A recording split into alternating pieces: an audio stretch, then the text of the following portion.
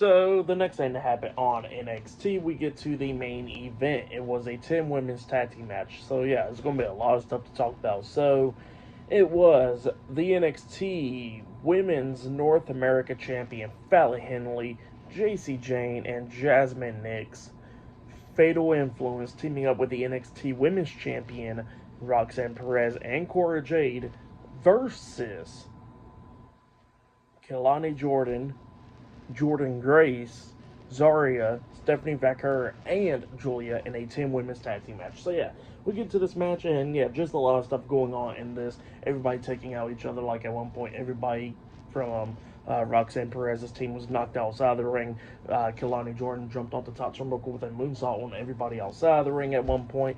Everybody comes in there taking out each other, like Kelani Jordynne taking out Fallon Henley, Jazmine Nix getting involved, every single body getting involved there. But then all of a sudden we see Giulia outside of the ring, and then we see Lash Legend and Jakara Jackson Metaphor come up.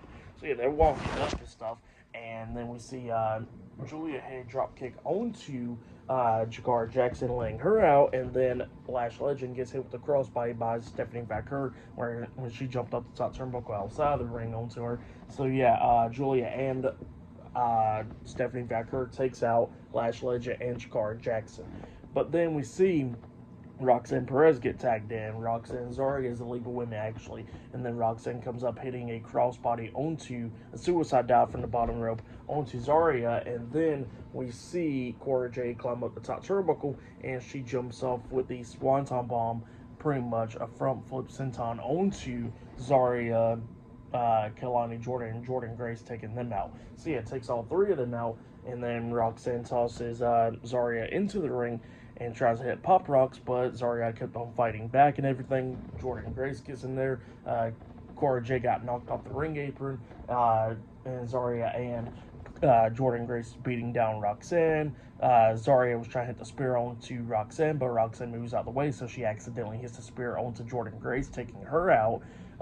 She couldn't believe it. She turns around, and then we see Roxanne come up, and we see Zaria pick Roxanne up on her shoulders, hitting an F5 onto her, pinning her for the 1, 2, 3. So yeah, Zaria, Jordynne Grace, Kelani Jordynne, Giulia, and Stephanie Vaquer defeated Roxanne Perez, Cora Jade, and Fatal Influence tonight in a 10 women's tag team match. That's what happened.